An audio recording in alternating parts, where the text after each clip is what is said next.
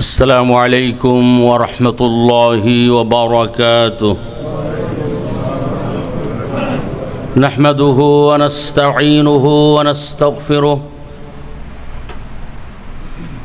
ونؤمن به ونتوكل عليه ونعوذ بالله من شرور أنفسنا ومن سيئات أعمالنا.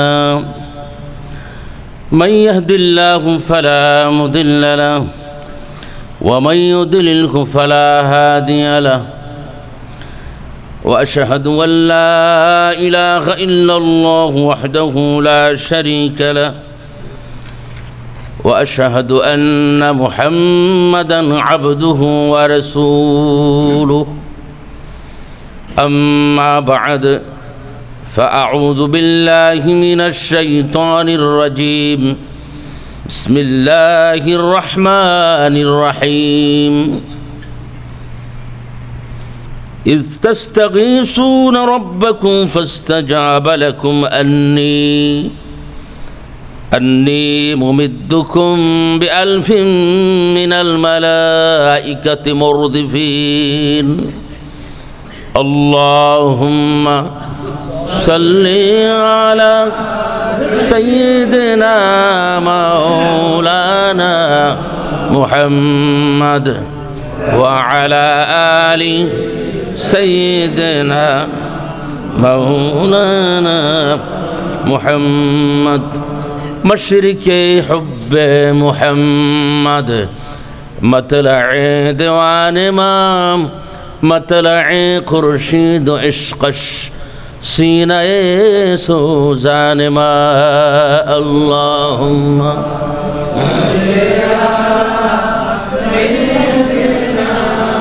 مولانا محمد وعلى آل سيدنا مولانا محمد صلى الله عليه وعلى آله وصحبه وبارك وسلم.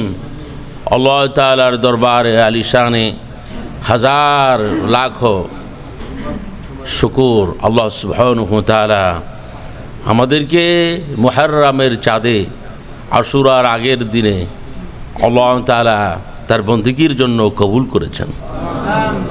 আল্লাহ তাআলার শুকর আদায় করা। আল্লাহ তাআলা আমাদেরকে তার গোলাম হিসাবে চুজ করেছেন। আমরা আল্লাহ তাআলার গোলাম নাকি? লজ্জা আছে?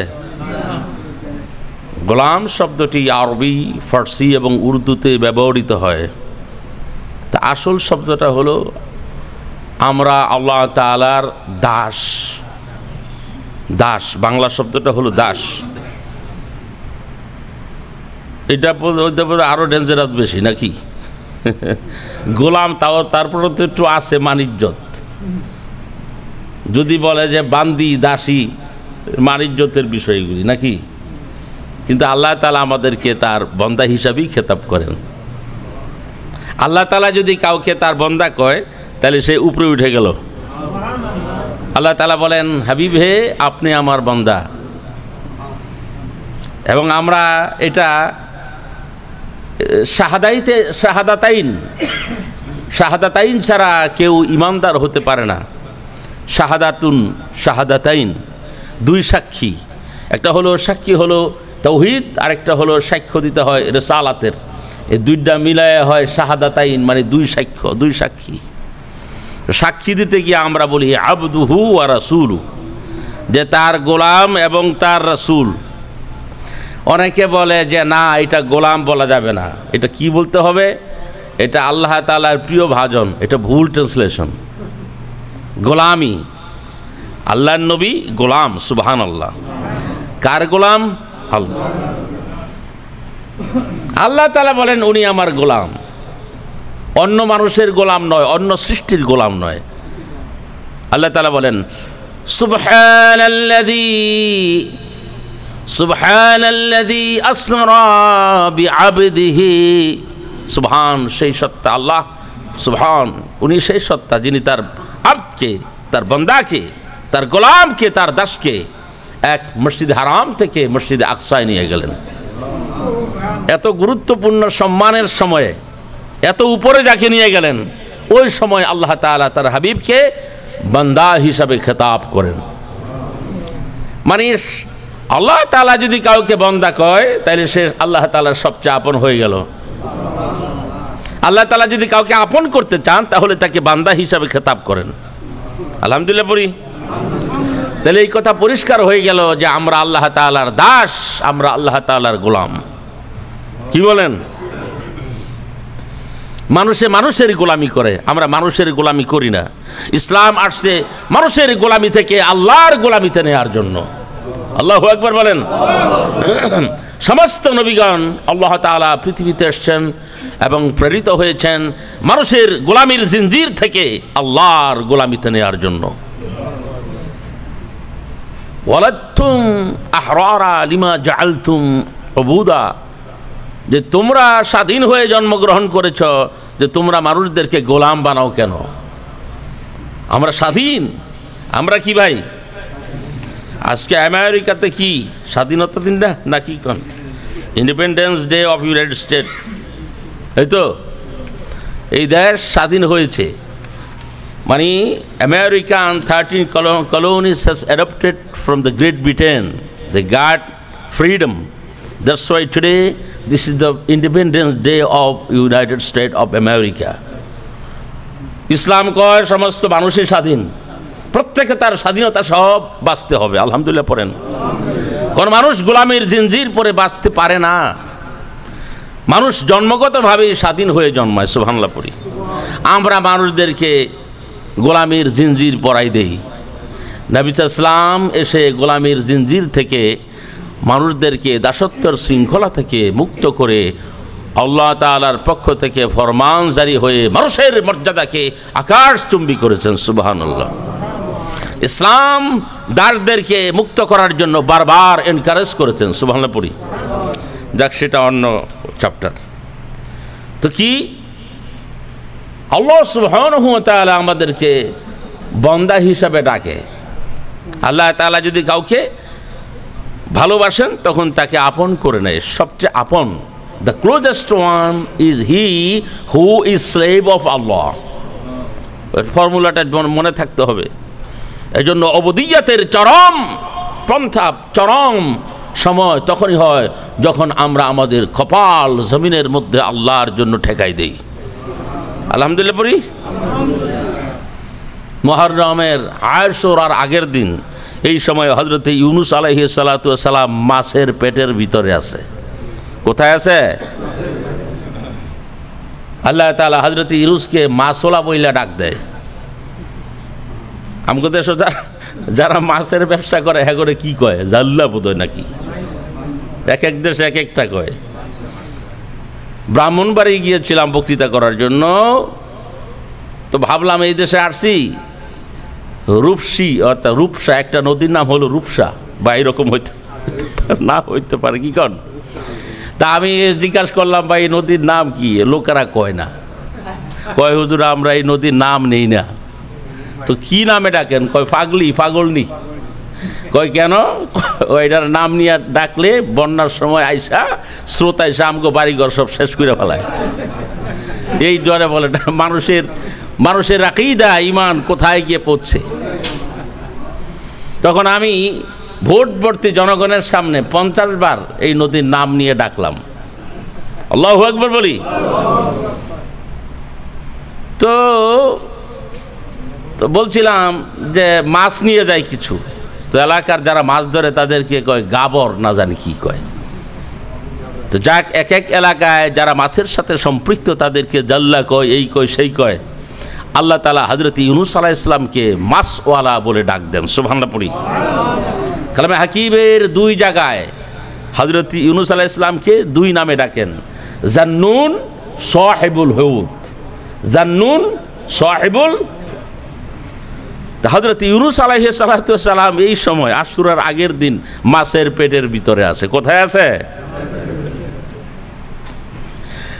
হযরত ইউনূস আলাইহিস সালাতু ওয়াস সালামকে প্রশ্ন করা হলো, আল্লাহর নবী আপনি যখন মাছের পেটের ভিতরে ছিলেন আপনার অবস্থা কেমন ছিল?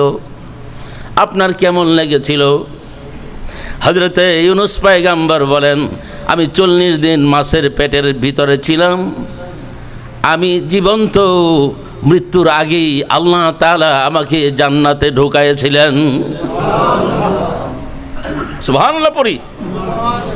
হযরতে ইব্রাহিম খলিলকে প্রশ্ন করা হলো, খলিল আগুনের ভিতরে আপনি কেমন ছিলেন? হযরতে ইব্রাহিম বলেন, আগুনকে আল্লাহ তাআলা ফুলের বাগান বানিয়ে দিয়েছেন। আল্লাহু আকবার। তাহলে আমাদের চোখে এটা মাছের পেট, আসলে মাছের পেট না, এটা জান্নাতের একটা টুকরা। সুবহানাল্লাহ পড়ি। নবীদের সাথে আল্লাহ তাআলার বিভিন্ন সময়ে বিভিন্ন একটু খেলাধুলা আছে না, কি গণ? হাসানাতুল আবরার সাইয়্যাতুল মুকাররাবিন। একটা সাধারণ পাবলিক যা করে, একটা ইমাম এটা করলে মানুষ সমালোচনা করে কি না, কি গণ? একটা সাধারণ একটা স্ট্রিট পিপুল যে গালিগালাজ করে, এদেশের অ্যাফওয়ার্ড ইউজ করে, আমাদের সম্মানিত the president of United state উনিও এইগুলি কইয়া গালিগালাজ করে। আচ্ছা বলেন, এটা কি দুইটা সমান হইল? সমান হইল? কিন্তু এদেশের প্রেসিডেন্ট তো এইগুলি তো আকথা কুকথা কইতেছে, বুঝছেন নি? তো যাকে সেটা তাদের হিসাব। আল্লাহ তাআলা মানুষদেরকে হেদায়েত দান করুক। হেদায়েত পাওয়ার জন্য ঈমান শর্ত, জবানকে কন্ট্রোল করা। হ্যাঁ, জোহরান মামদানি মুসলিমদের ইয়াংদের একটা symbol of America, specially in the new York street. কি কন? এর পিছিয়ে কুত্তা লাগিয়া গেছে, এটা নিয়মই। কোনো মানুষ যখন ভালো কিছু করে তখন কুত্তা থাহে পিছিয়ে গেউ গেউ করতে থাকে। আর বেশি কিছু কইলাম না, আর কিছু বলার রাইট নাই। But all the Muslim gentlemen, they should think regarding our young person. আমাদের ইয়াংদের বিষয়ে, যারা নেতৃত্বে লিডারশিপে আসছেন বা আসতেছেন, তাদের দিকে আমাদের খেয়াল করা উচিত কিনা। বড় দুঃখ প্রকাশ করছি, আমাদের মধ্যেও কিছু মানুষ এই লোকের বিরোধিতা করে। আমি আশ্চর্য হয়ে যাই। আই কন্ডেম দিস পিপল, এই সকল পিপলকে নিন্দা করি। যেটা ইয়াং পারসন, সে আসলো নেতৃত্ব দেওয়ার জন্য, নিউ ইয়র্ক স্টেটের মেয়র পদে নির্বাচিত হবে আল্লাহ তাআলা যদি চায়। এর পিছনে কিছু কুকুর লেগে গেছে, এর পিছনে আমাদের দেশীয় কিছু মুসলিমরাও লাগছে। হেদায়েত কবে পাবে? এই জন্যই তো জাতির জনগণের এই দুরবস্থা। আল্লাহ তাআলা ডেকে বলেন, ও মাসওয়ালা, এলাকার মানুষের সাথে রাগ হইয়া ভাগছিলেন। আপনি ভাবছিলেন আপনার প্রতি আমি কোনো এ বিষয়ে কোনো ভাবব না, চিন্তা করব না। আপনি ভাবছেন আপনি আমার বন্ধু, এলাকার মানুষদের কাছ থেকে আপনি চলে গেছেন। কিন্তু আমার বন্ধু ইউনূস আলাইহিস সালাম, আপনি তো জানেন না তাদের উপর তো আযাব আসছিল, আযাব আসার উপক্রম হয়ে গিয়েছিল। আপনি তাদেরকে আযাবের ভয় দেখিয়েছিলেন। আপনি আযাবের ভয় দেখায় এলাকা থেকে 3 দিনের জন্য আপনি চলে গেলেন ইরাকের মুসেল শহরের নিনুয়া নগর থেকে, গ্রাম থেকে আপনি চলে যাচ্ছিলেন।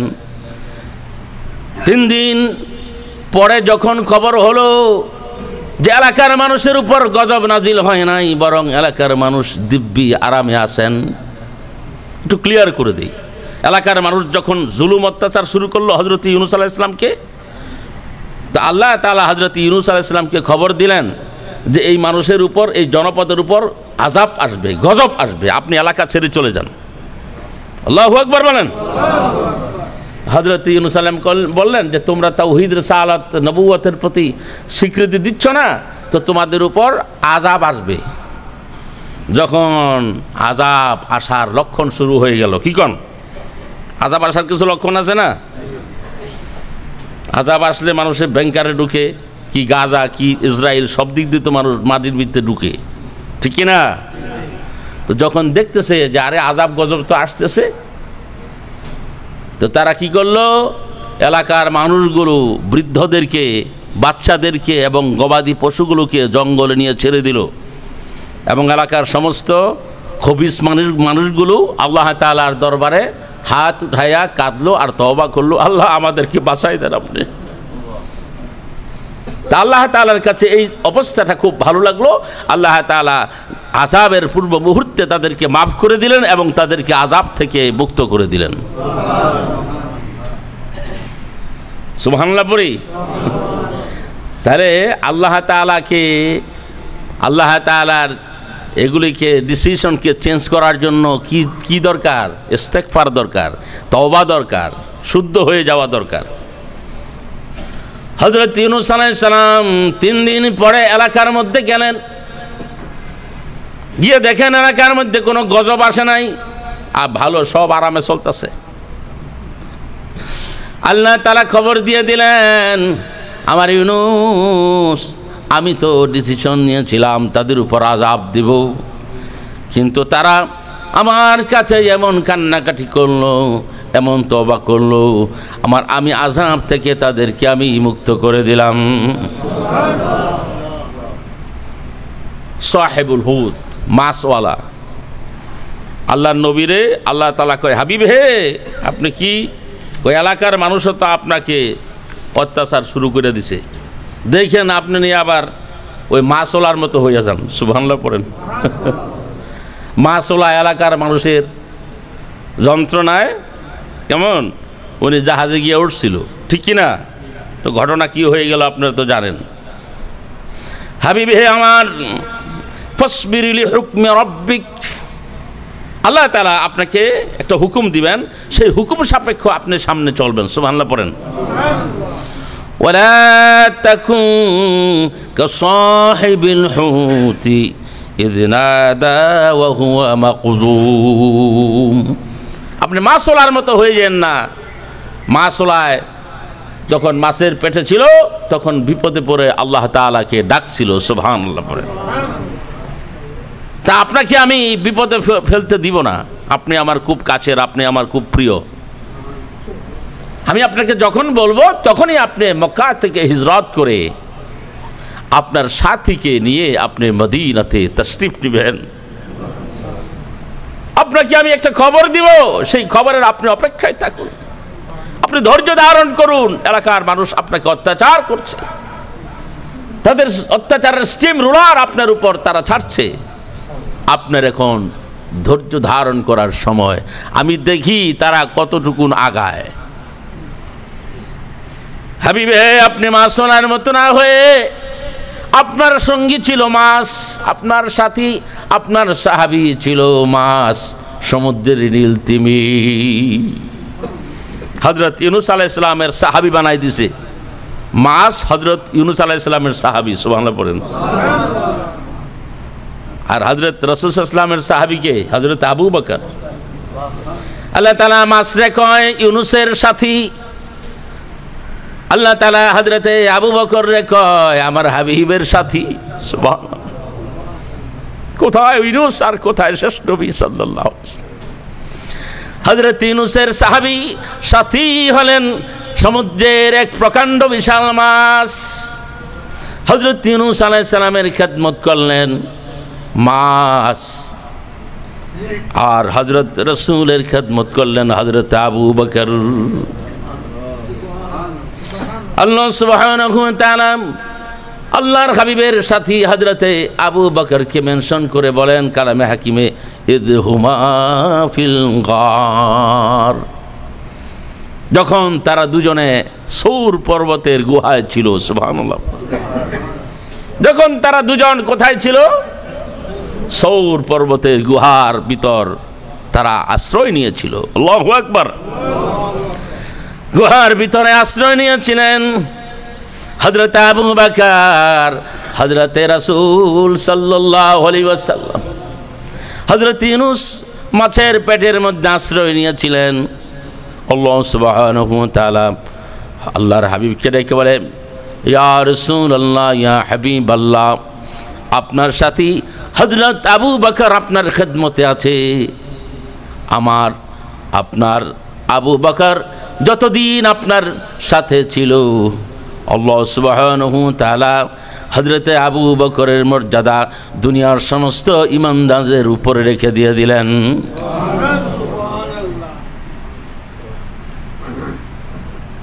আল্লাহর নবীর সাহাবী হযরত আবু বকর, এরপরে যে 3 খলিফা আছেন, 3 খলিফা সহ সমস্ত মুমিনদের মর্যাদার মান সম্মান এবং সওয়াব কিয়ামত পর্যন্ত যত হবে। আর হযরত আবু বকর যেই রাত্রি সৌর গারে সৌরে ছিলেন, সেই এক রাত্রির ফজিলতের সমান হবে না। সুবহানাল্লাহ কইতেন না? হযরত আবু বকর রাসূল সাল্লাল্লাহু আলাইহি ওয়াসাল্লামের সাথী হযরত আবু বকর রাদিয়াল্লাহু আনহু। আল্লাহ সুবহানাহু ওয়া তাআলা দেখে বলেন, হাবিব আপনার সাথী আবু বকরকে নিয়ে আপনি গারে সৌরের মধ্যে ছিলেন। হযরতে ইউনূস তার জাতি নিয়ে চিন্তিত ছিলেন, আপনিও আপনার কওম নিয়ে চিন্তিত ছিলেন। আপনি চিন্তা করবেন না, আপনার কোনো পেরেশানি নাই। আপনি মনে রাখুন, লা তাহজান ইন্নাল্লাহা মা'ানা।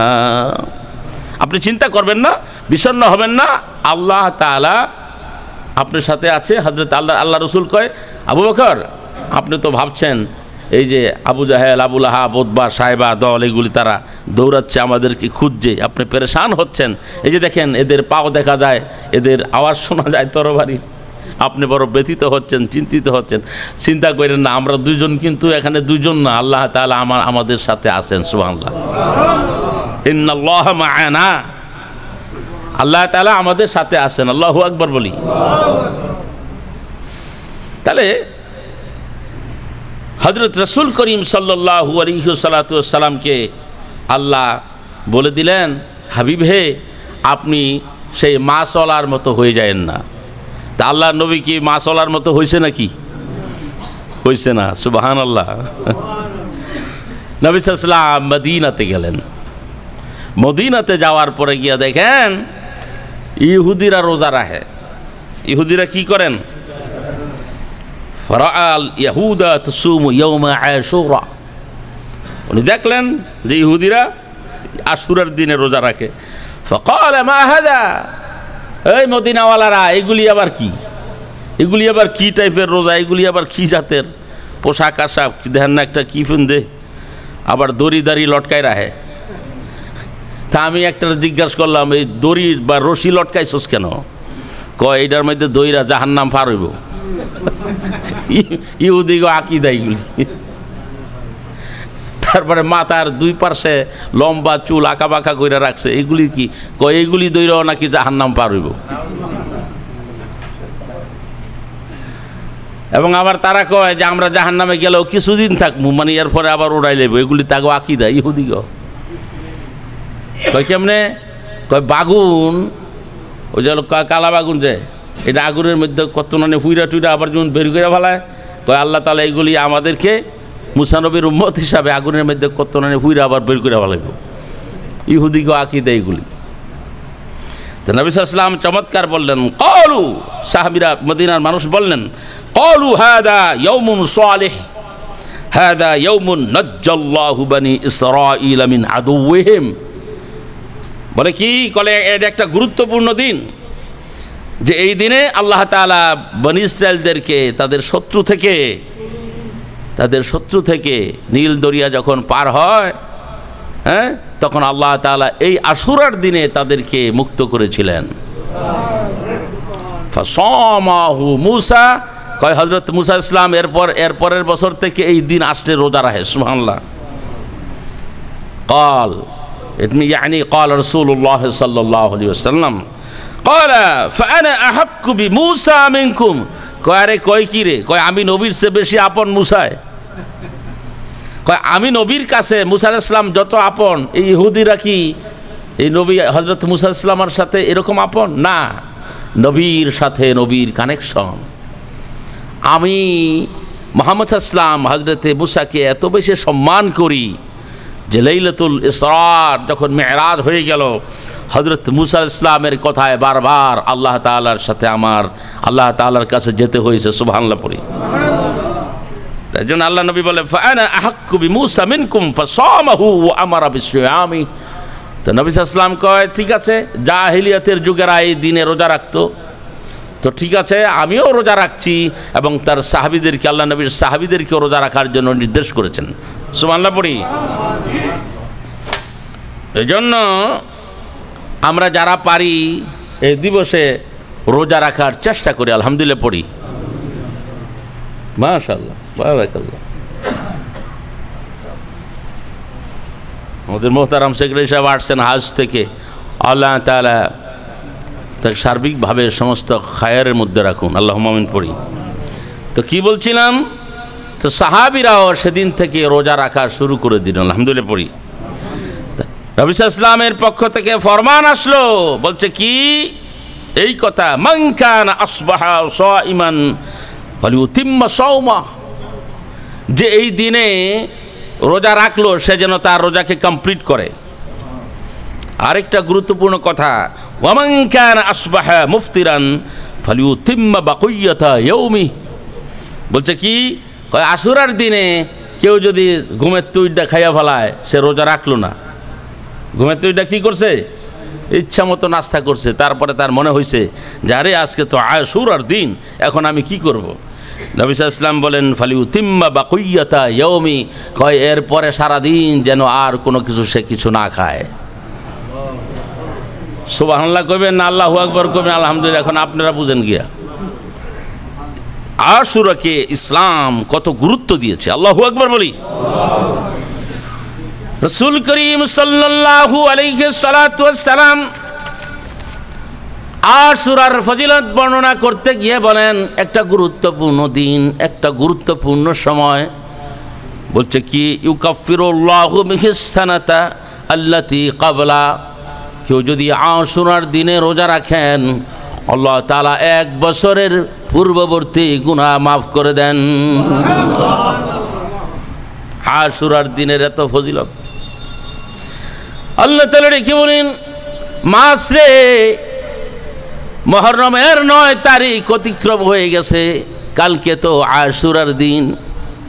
আমার ইউনুস মাছের পেটের ভিতরে আমার শরণাপন্ন হয়ে গেলেন। হায়রে মাছ, তোমারে আমার ইউনুসের সঙ্গী বানাই দিলাম, আমার ইউনুসের সাথী সাহাবী বানাই দিলাম। প্রশস্ত মরুদ্যানের কিনারায় তাকে গিয়ে সুন্দর করে আদবের সাথে মানে বালিচিকার মধ্যে, মানে চর বালি আরির মধ্যে আমার ইউনুসকে নিয়ে রেখে দিয়ে আসো। আল্লাহু আকবার বলেন।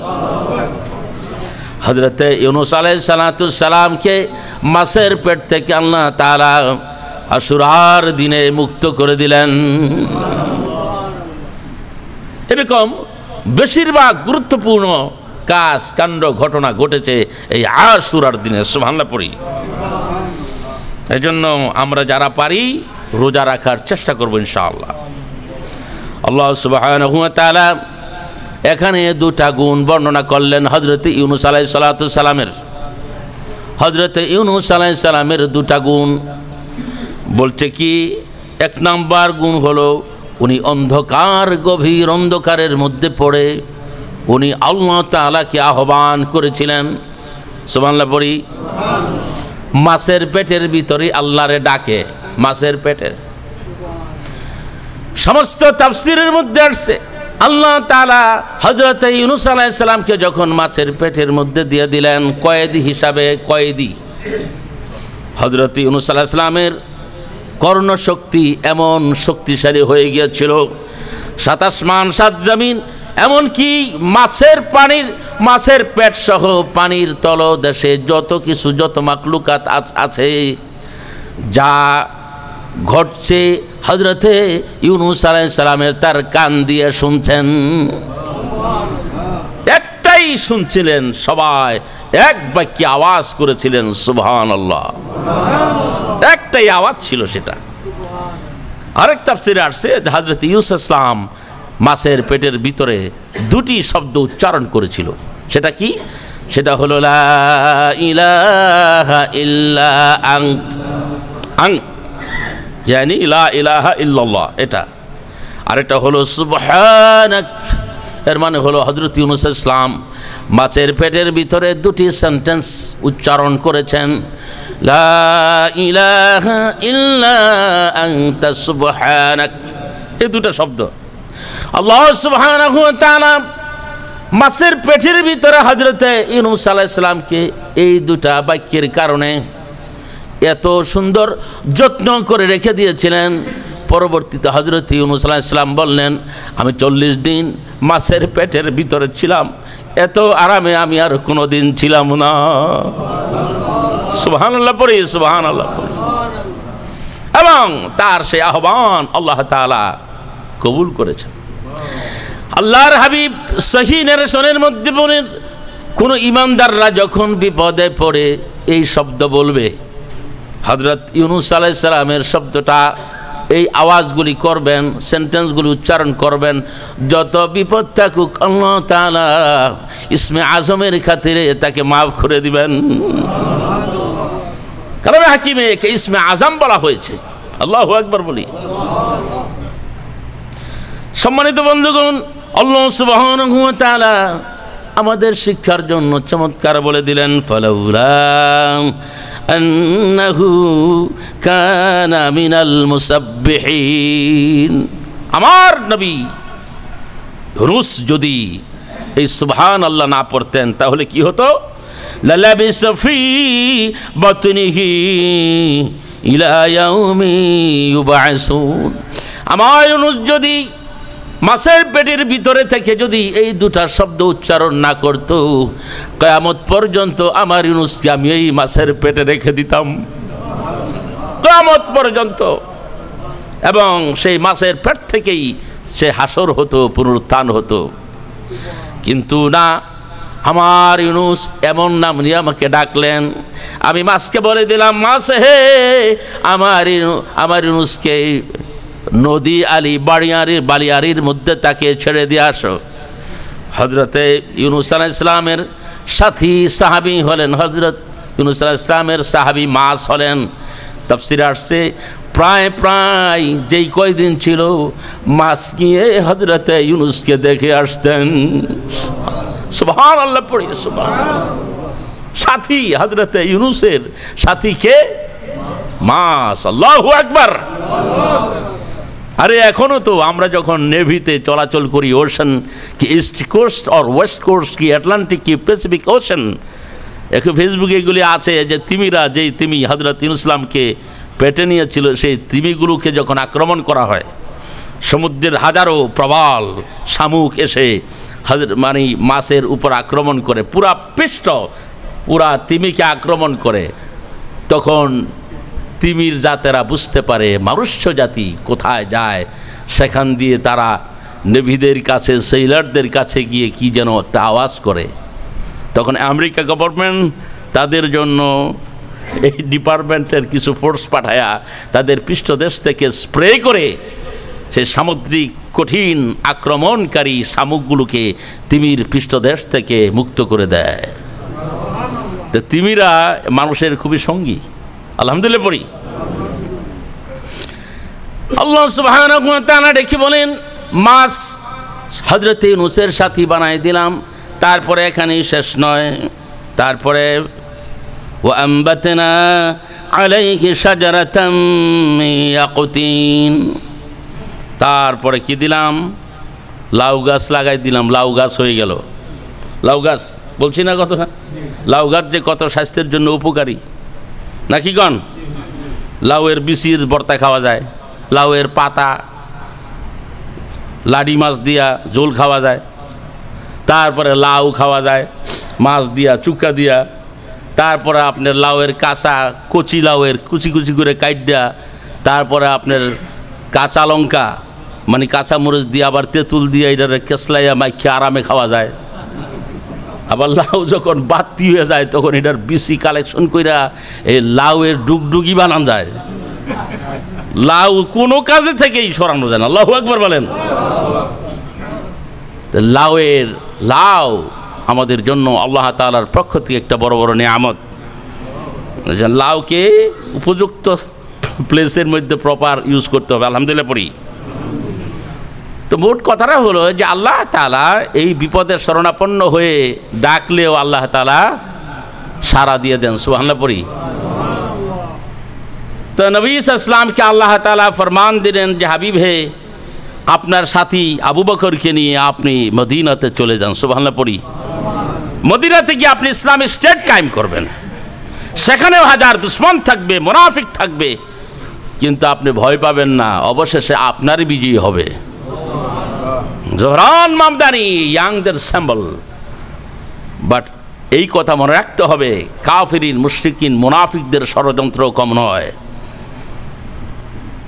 All the Muslim, the male or female, they should be sincere regarding our children.